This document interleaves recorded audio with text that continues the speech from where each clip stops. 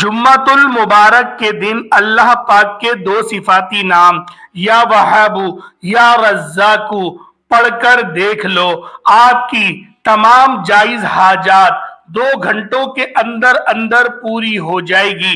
यकीन नहीं आए तो बेशक आजमा कर देख लो, खुद पता चल जाएगा। बिस्मिल्लाहिर्रहमानिर्रहीम। नाजरीन, जुम्मतुल मुबारक का दिन अगर कोई शख्स ये वजीफा कर ले तो यकीन जाने उसकी तमाम हाजात पूरी हो जाती हैं और सारा साल ही उसको रिज़्क मिलता है। अगर आप लोग दौलत बिन मौसम बरसात की तरह चाहते हैं तो यकीन जाने ये एक दिन का अमल आप लोग कर लेना।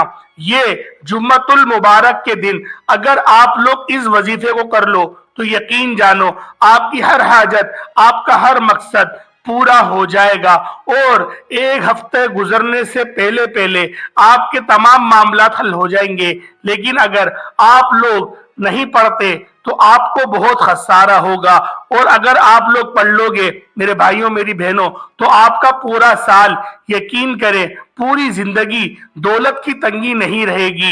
इंशाअल्लाह जुम्मतुल मुबारक के दिन का ये ऐसा खास वजीफा है कि अगर आप लोगों की खाली झोलियां भी हैं तो इस वजीफे को पढ़ते ही पैसों से लबालब भर जाएंगी। तो मेरे भाइयों मेरी बहनों, अगर आप लोगों को इस वजीफे ने फायदा ना दिया तो बेशक मेरा गिरेबान पकड़ लेना। ये वजीफा इतना पावरफुल है और तमाम अज़कार पर अफजल तरीन जिक्र भी है, ला इलाहा इल्लल्लाह है, और अफजल दुआ अल्हम्दुलिल्लाह है। अल्लाह के रसूल सल्लल्लाहु अलैहि वसल्लम ने फरमाया, इस्लाम की बुनियाद 5 चीजों पर है।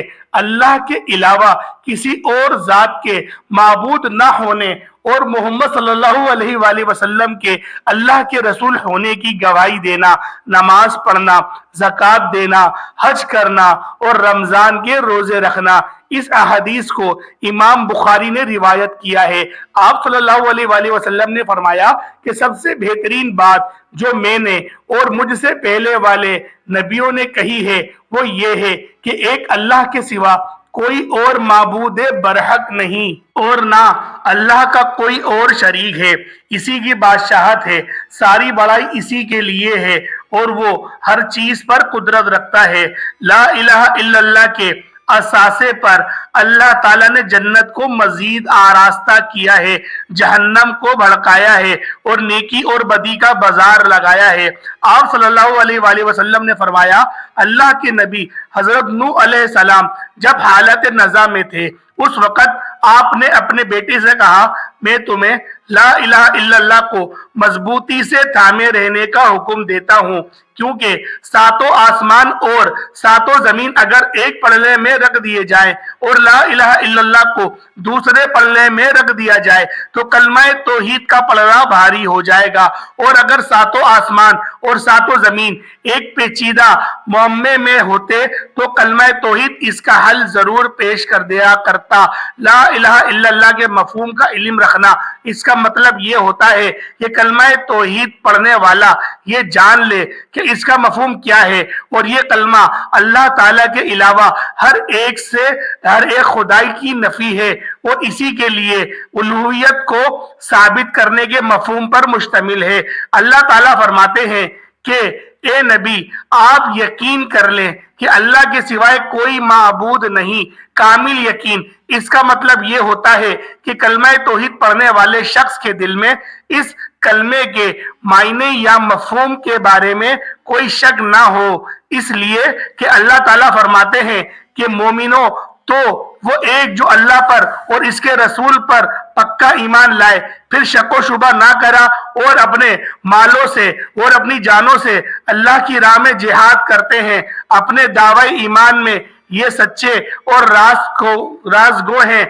और आप सल्लल्लाहु अलैहि वसल्लम का इरशाद है کہ میں گواہی دیتا ہوں کہ اللہ تعالیٰ کے علاوہ کوئی معبود برحق نہیں ہے اور میں اللہ کا رسول ہوں۔ ان دو باتوں میں شک نہ کرنے والا بندہ اللہ تعالیٰ سے اس حال میں ملے گا کہ وہ جنت کا مستحق رہے گا۔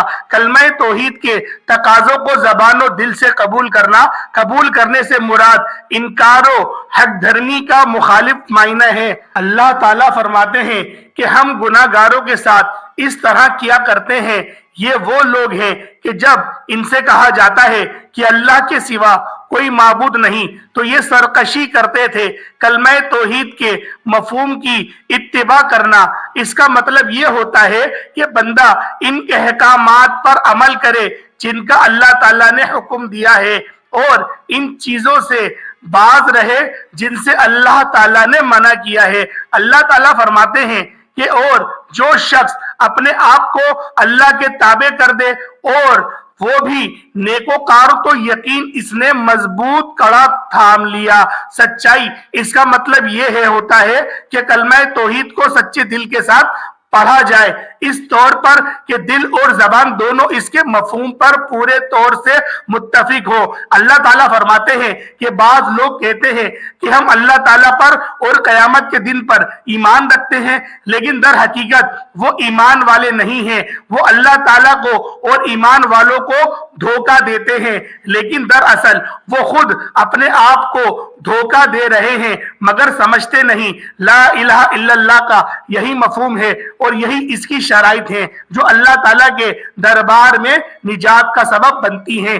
امام حسن بصری رحمت اللہ تعالیٰ علیہ سے کسی نے یہ سوال کیا کہ بعض لوگ کہتے ہیں کہ جو لا الہ الا اللہ کہے گا وہ جنت میں داخل ہو جائے گا، تو امام حسن بصری نے جو فرمایا تھا جو شخص لا الہ الا اللہ کہے اس کے فرائض کو بجا لائے اور اس کے حقوق کو ادا کرے وہ جنت میں داخل ہو جائے گا۔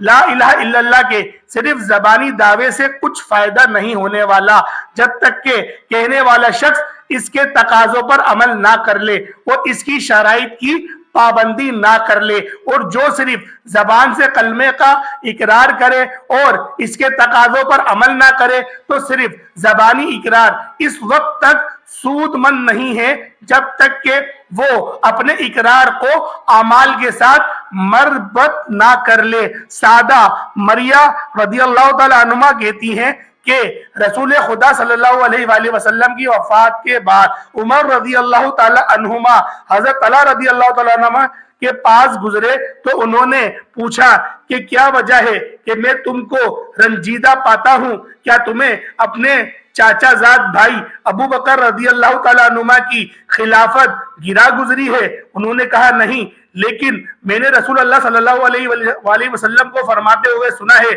میں ایک بات جانتا ہوں، اگر کوئی اسی موت کے وقت کہے گا تو وہ اس کے نامہ اعمال کا نور ہوگا اور موت کے وقت اس کے بدن اور روح دونوں اس سے راحت پائیں گی، لیکن میں یہ کلمہ آپ سے دریافت نہ کر سکا یہاں تک کہ آپ کی وفات ہو گئی۔ عمر رضی اللہ تعالیٰ عنہ نے کہا کہ میں اس کلمے کو جانتا ہوں، یہ وہی کلمہ ہے جو آپ صلی اللہ علیہ وآلہ وسلم نے اپنے چاچا ابو طالب سے مرتے وقت پڑھنے کے لیے کہا تھا، اور اگر آپ کو اس سے بہتر اور باز نجات کسی کلمے کا علم ہوتا تو وہی پڑھنے کے لیے فرماتے، کیونکہ نبی کریم صلی اللہ علیہ وآلہ وسلم کو اپنے چاچا سے جو الفت و محبت تھی اور جس طرح آپ انہیں آخری وقت میں قیامت کے دن کے عذاب سے بچانے کی کوشش میں لگے ہوئے تھے اور کلمہ لا الہ الا اللہ کہنے کا حکم دیتے رہے، اس سے بہترین کوئی دوسرا کلمہ نہیں ہو سکتا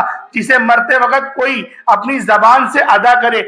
جمعے کے دن اگر آپ نے میرا بتایا ہوا یہ وظیفہ چلتے پھرتے پڑھ لیا، میرے بھائیوں میری بہنوں، آپ کو چاہے ذاتی مکان چاہیے ہو یا آپ کو دنیا جہان کی دولت چاہیے ہو، گاڑی چاہیے، بنگلہ چاہیے، محل چاہیے، قرضوں سے چھٹکارا چاہتے ہو، بچے بچیوں کی شادی کروانا چاہتے ہو، یا پھر کوئی اور آپ کی دلی اور آپ کی جائز حاجات ہیں جن کو آپ لوگ پورا کروانا چاہتے ہو، تو آپ لوگوں کے کوئی بھی اگر شادی کے مسائل ہیں، جہیز کا مسئلہ ہے، بے اولادی ہے، تنگ دستی ہے، فاقے ہے، مفلسی ہے، لاچاری ہے، غریبی ہے، فقیری ہے، مسکینی ہے، جو بھی آپ کے مسئلے مسائل ہیں یہ وظیفہ پڑھتے ہی حل ہو جائیں گے۔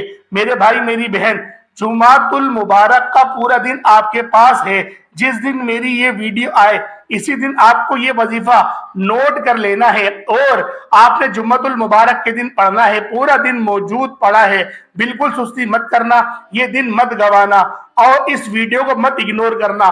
میرے بھائیوں میری بہنوں، آپ لوگ اگر چاہتے ہو کہ آپ کی پوری زندگی سنور جائے، پورا سال آپ پیسوں میں کھیلو، پورا سال اتنا پیسہ آئے کہ ساری زندگی کام آئے گا، یہ پورا سال بڑی سے بڑی حاجات مرادیں انشاءاللہ پوری ہوں گی، وظیفہ پڑھتے ہی اپنی زندگی میں تبدیلیاں دیکھنا، اپنی زندگی میں خوشیاں دیکھنا، اپنی حاجتوں کو پورا ہوتے ہوئے دیکھنا۔ پیارے دوستوں، بھائیوں اور بہنوں، میں خود بھی ہر جمعۃ المبارک کے دن یہ وظیفہ پڑھنے کی پوری کوشش کرتا ہوں، اور اللہ پاک نے ایسی جگہ سے رزق اور دولت کے اسباب بنائے نہ میرے بھائی میری بہن، میں آپ کو کیا بتاؤں، جتنا میں نے اللہ پاک سے مانگا رب نے اس سے زیادہ ہی عطا فرمایا، اور ایسی جگہوں سے پیسہ آتا ہے میرے بھائیوں میری بہنوں، میری خود اپنی عقل حیران لے جاتی ہے۔ بہت سے ایسے دکھیارے پریشان تنگ دست لوگ ہیں جو جمعۃ المبارک کے دن اگر اس وظیفے کو پڑھ لیں گے تو اپنی زندگی میں ایک انقلاب پائیں گے، اور ان کو ایک غیب کی سکون بھی میسر ہوگا۔ تو آپ نے سب سے پہلے تعوذ اور تسمیہ اعوذ باللہ من الشیطان الرجیم بسم اللہ الرحمن الرحیم آپ نے یہ پڑھنا ہے۔ اس کے بعد نبی پاک صلی اللہ علیہ وآلہ وسلم کی ذات پاک پہ آپ لوگ درود ابراہیمی پڑھیں، اور درود ابراہیمی کون سا؟ نماز والا میرے بھائیوں درود، اگر آپ کو وہ نہیں آتا تو پھر آپ لوگ کوئی سا بھی درود پڑھ سکتے ہیں۔ ایک بار حصول برکت کے لیے میرے ساتھ بھی پڑھ لیں، اللہم صلی علی محمد وعلی آل محمد کما صلیت علی ابراہیم وعلی آل ابراہیم انک حمید مجید، اللہم بارک علی محمد وعلی آل محمد کما بارکت علی ابراہیم وعلی آل ابراہیم انک حمید مجید۔ دوستوں، بھائیوں اور بہنوں، جیسے ہی آپ نے درود شریف پڑھ لیا اس کے فوراً بعد آپ کو لا الہ الا اللہ محمد رسول اللہ یعنی کہ پہلا کلمہ آپ لوگوں نے پڑھنا شروع کر دینا ہے۔ لا الہ الا اللہ محمد رسول اللہ، اس کلمہ شریف کو صرف اور صرف آپ نے 33 مرتبہ پڑھنا ہے۔ 33 مرتبہ آپ لوگ لا الہ الا اللہ محمد رسول اللہ پڑھیں گے۔ جب 33 بار آپ لوگ لا الہ الا اللہ محمد رسول اللہ پڑھ لیں، اس کے بعد آپ لوگوں نے 33 مرتبہ آپ نے اللہ اکبر پڑھنا ہے۔ 33 مرتبہ اللہ اکبر جب آپ لوگ پڑھ لیں تو اس کے بعد تیسرا اور آخری وظیفہ جو آپ لوگوں نے آج کے دن پڑھنا ہے وہ سورۃ الکوثر کا ہے۔ سورۃ الکوثر کو بھی آپ لوگ 33 مرتبہ پڑھ لیں گے۔ ان تین وظائف کو آپ نے 33 مرتبہ پڑھنا ہے۔ اس کے بعد آپ لوگ اپنے ہاتھوں پہ دم کریں گے اور ہاتھوں کو چہروں سے مل لیں گے، اور اس کے بعد ایک اور وظیفہ آپ لوگوں نے چھوٹا سا پڑھنا ہے۔ وہ چھوٹا سا عمل کون سا ہے؟ وہ ہے یا وہابو یا رزاقو کا۔ صرف اور صرف 21 مرتبہ آپ لوگوں نے یا وہابو یا رزاقو یا وہابو یا رزاقو یا وہابو یا رزاقو، صرف اور صرف 21 مرتبہ آپ لوگوں نے یا وہابو یا رزاقو کو پڑھ لینا ہے۔ جب آپ لوگ 21 مرتبہ یا وہابو یا رزاقو کو پڑھ لیں، اس کے بعد آپ لوگوں نے استغفر اللہ، صرف استغفر اللہ کو آپ لوگوں نے صرف استغفر اللہ کی آپ نے ایک تسبیح پڑھنی ہے، اور اس کے بعد آپ لوگوں نے دوبارہ سے درود ابراہیمی پڑھ لینا ہے جو آپ نے اول پڑھا تھا۔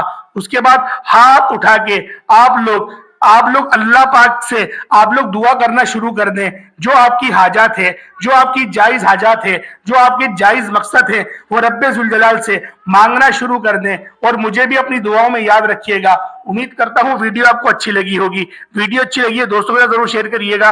دوستوں، انشاءاللہ پھر ملاقات ہوگی ایک نئے وظیفے کے ساتھ۔ اجازت دیں، السلام علیکم ورحمۃ اللہ وبرکاتہ۔